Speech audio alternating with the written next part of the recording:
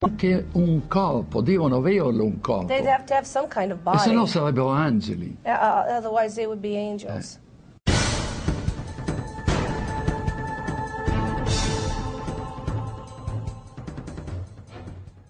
How can countries, one of which actually borders with the United States, be having UFO visitations by the hundreds when other major nations of our world insist that they are not?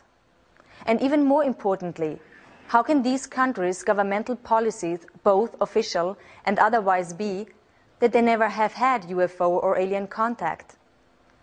The only logical explanation is in fact that governments are willing to lie.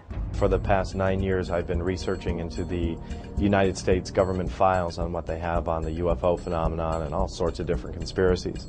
And I've reached 183,000 pages of government documents on the internet. There is a political block, what I call a truth embargo, instituted by the government, that they are not ready to formally acknowledge this, quote, presence. Anything that involved absolute proof, like hardware and bodies, was siphoned off completely into another track.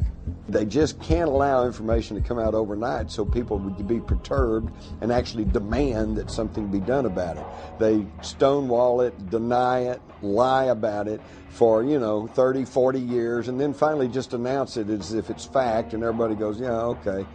It's clear we're dealing with a cosmic Watergate, meaning some few people within major governments have known since at least July 1947, when 2 crashed flying saucers and several alien bodies were recovered in New Mexico, that indeed some UFOs are alien spacecraft. The government set up Project Blue Book, the Air Force did, in order to investigate this subject on a, you might say, a low level. Researchers, mostly regular citizens, have proven without a doubt there's an extraterrestrial presence. We're being engaged. The evidence is overwhelming. And in some cases you can actually point to where the Air Force explanation completely contradicts what's inside the sighting report itself. The word UFO is actually a disinformation term that was invented after they knew that they weren't unidentified and they knew they didn't fly. So it's sort of a mind play. When the first evidence of ET visitation and hardware and so on came along, the U.S. government took the attitude that we couldn't release this to the general public because it had extreme implications for defense. We don't want our enemies to know that we've got one because then they might try to get one. To the extent that we might be able to back engineer the technology, we don't want to tell somebody else that we're trying to do such a thing. Gus Grissom, who was probably the person I was closest to, felt that they were spam in a can, that the astronauts were just a public relations campaign for a secret military program that was spending much more.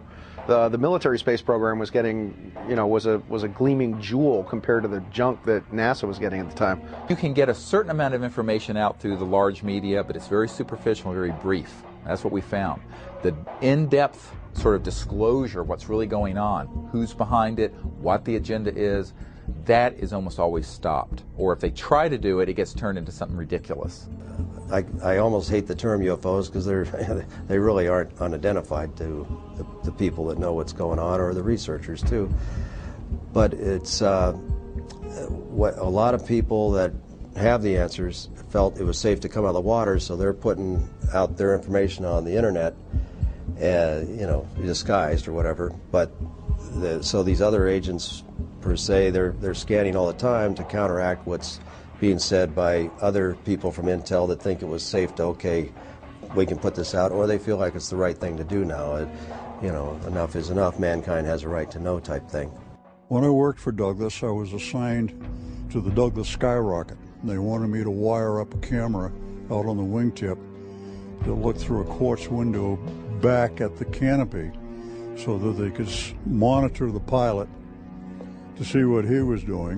While I went through the hangar, which was secured, there were 2 gentlemen in there. They introduced themselves. One was Naval Intelligence, the other one was CIA.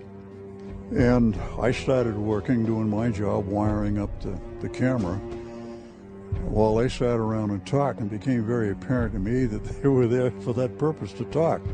They knew about all my